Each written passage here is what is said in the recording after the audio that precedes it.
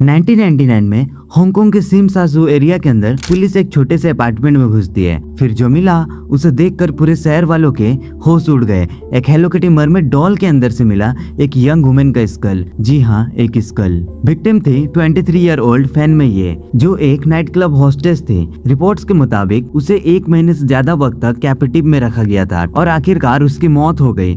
लेकिन सबसे डिस्टर्बिंग बात यह थी कि पुलिस को उसकी बॉडी नहीं मिली, सिर्फ उसका स्कल जो एक इनोसेंट लुकिंग डॉल के अंदर छुपाया गया था। और यहाँ से शुरू होती है हांगकांग की सबसे हॉरिफाइंग मर्डर केसेस में से एक की कहानी।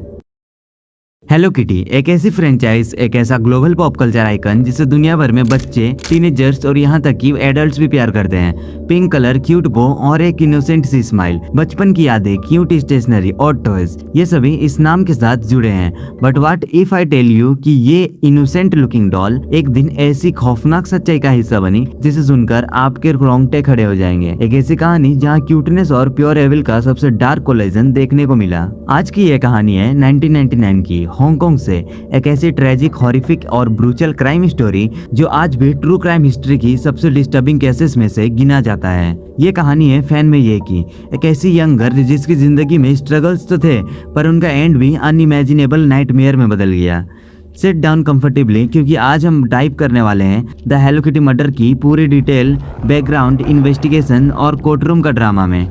Let's uncover the darkness behind the Grabney road. चलिए शुरू करते हैं इस कहानी के बैकग्राउंड से, क्योंकि किसी भी क्राइम को समझने के लिए उसके रूट कॉज को समझना जरूरी होता है। साल 1999 में हांगकांग एक ब्लस्टिंग मेटाफोर पीस, जहां एक तरफ हाई राइसेस बिल्डिंग और नियॉन लाइट्स हैं और दूसरी तरफ डार्क अंडरवर्ल्ड और क्रिमिनल सिंडिकेट्स हैं। यहाँ रहने वाली फैन मेये एक 23 साल की यंग वुमेन थी। फैन मेये की लाइफ शुरू से ही काफी टफ रही। बचपन में पेरेंट्स का साया उठ गया था और फ्याज में दिन बीते, और फिर आगे चलकर ड्रग्स एडिक्शन और सर्वाइवल के लिए सेक्स ट्रेड का रास्ता चुनना पड़ा। She was trapped in a very dark inescapable phase of her life. पर कहते हैं ना, हर इंसान की लाइफ में एक टर्निंग पॉइंट आता है, एक ऐसी उम्मीद की किरण जो सब कुछ बदल देना चाहती है। 1999 के शुरुआत में फैन मेये ने डिसाइड किया कि she wants to change her life completely. वो ड्रग्स छोड़ना चाहती थी, एक नॉर्मल जिंदगी जीना चाहती थी, और सबसे बड़ी बात, she was a mother. She wanted to protect her young son, to give him a better future. पर कहते हैं ना, आपका पास्ट आपका पीछा इतनी आसानी से नहीं छोड़ता,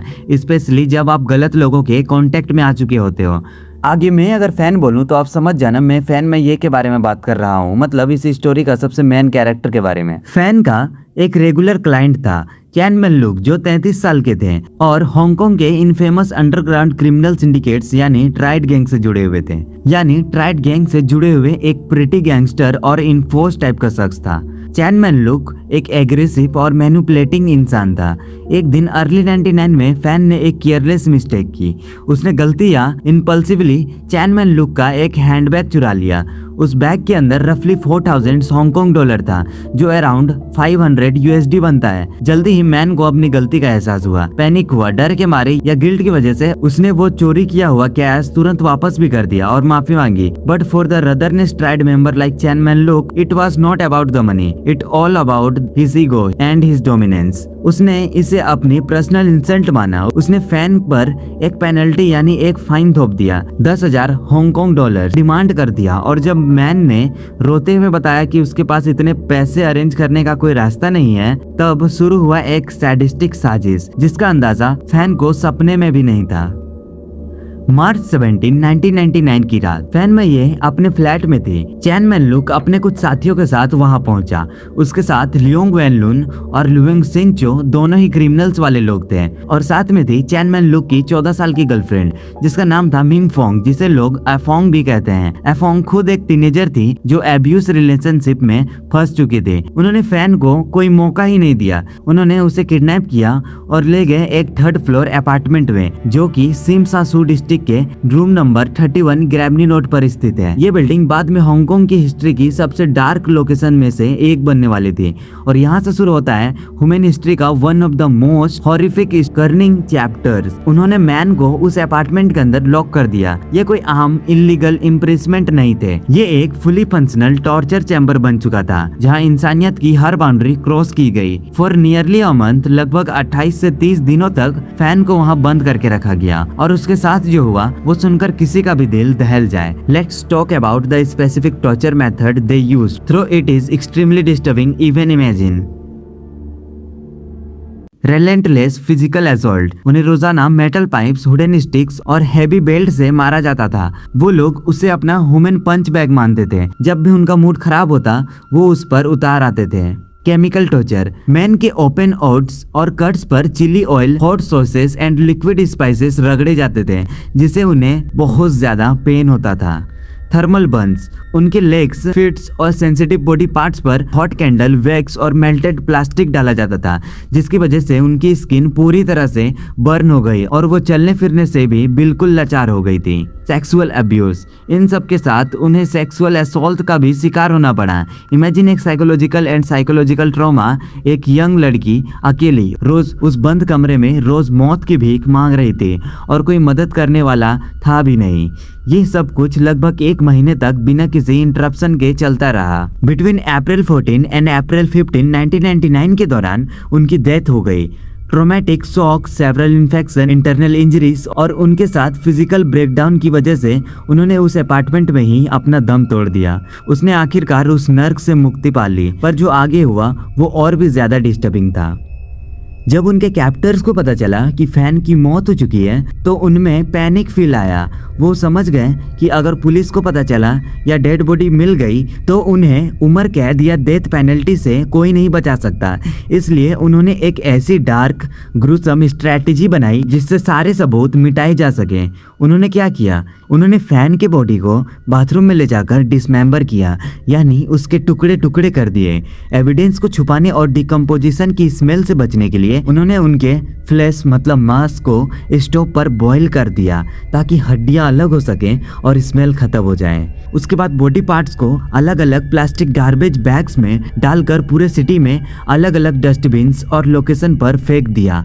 पर एक चीज थी जिसे वो छुपाना चाहते थे, या शायद एक ट्विस्टेड साइकोलॉजिकल फिक्सेशन या सुपर सिचुएशन की वजह से उन्होंने अपने पास रख लिया, और वो थी फैन में ये की स्कल मतलब खोपड़ी। वहाँ उस अपार्टमेंट में एक बहुत बड़ा मरमेड हेलो किटी डॉल रखा हुआ था। उन्होंने उस हेलो किटी टॉय का जिप खोला और उसके अंदर से सारा कॉटन निकाल दिया और फैन की स्कल को उसके अंदर छुपा दिया। उसके बाद उस टॉय को वापस केयरफुली सील कर दिया गया। उन्हें लगा कि ये टॉय एक सेफ जगह है जहाँ कभी पुलिस या किसी की भी नज़र नहीं पड़ेगी। लेकिन कहते हैं ना, guilt has a better sharp tongue and a heavy shadow. सच कितना भी छुपाने की कोशिश कर लो, इंसान का कमीर उसे अंदर से खोखला कर देता है। इस पूरे क्राइम में जो 14 साल की लड़की शामिल थी, एफोंग, वो धीरे धीरे सेवरल साइकोलॉजिकल ब्रेकडाउन का शिकार होने लगी। उसके दिमाग पर इस ब्रूटलिटी का इतना गहरा असर पड़ा कि उसे दिन रात हेलुसिनेशन एंड साइकोलॉजिकल ट्रॉमास आते थे।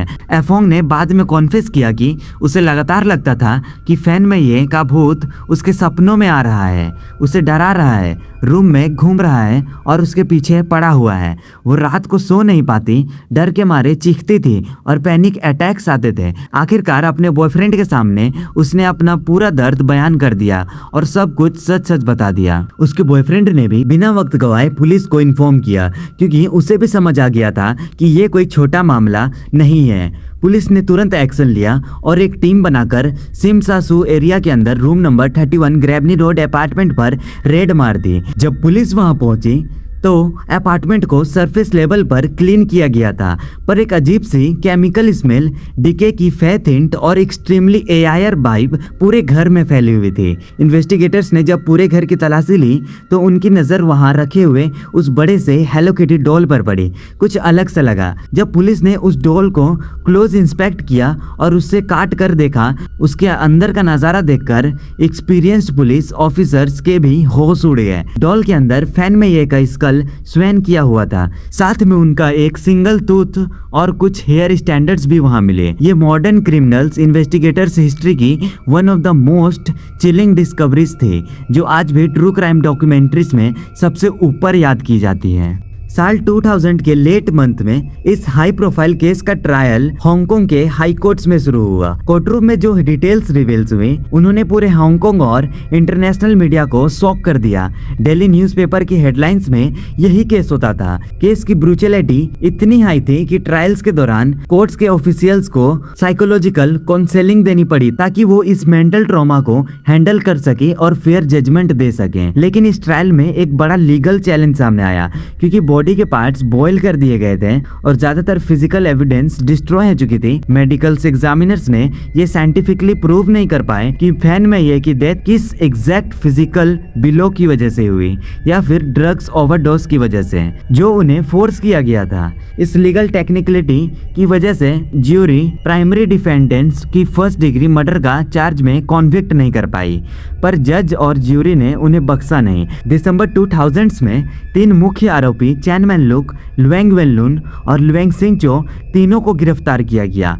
प्रिसाइडिंग जज जस्टिस पीटर न्यूएंगन ने अपने सेंटेंस के दौरान एक हिस्टोरिक स्टेटमेंट दिया।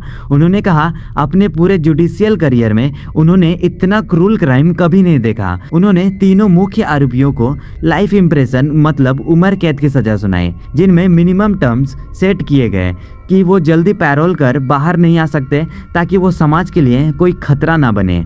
और जो 14 साल की एफोंग थी उन्होंने प्री सिचुएशन की वजह से बनने वाले टर्न स्टेट्स एविडेंस की वजह से इम्यूनिटी ली और विटनेस प्रोटेक्शन प्रोग्राम के लिए एटरग्रंट उन्होंने सेफगार्ड किया गया। और वहीं बिल्डिंग नंबर 31 ग्रेबनी रोड वो एक डार्क अर्बन लेजेंड बन गई। लोग वहां आने जाने से डरने लगे और बिल्डिंग से पल्ले पर जैसे एक श्राप सा लग गया। कहा जाता था कि वहां पैरानॉर्मल एक्टिविटीज होती थी और रात को आवाजें आती थी। आखिरकार पब्लिक स्टिग्मा, ट्रॉमा और एक्सट्रीम हॉरर की वजह से उस बिल्डिंग को 2012 में कंप्लीटली डिमोलिश कर दिया गया, मतलब तहस नहस कर दिया गया और आज वहां एक मॉडर्न कमर्शियल होटल बन चुका है। ये थी पूरी स्टोरी एंड वीडियो कैसा लगा आप कमेंट सेक्शन में जरूर बताना और चैनल पर नए हो तो चैनल को सब्सक्राइब कर देना। मिलते हैं अगली वीडियो में, तब तक के लिए टेक केयर योरसेल्फ, बाय।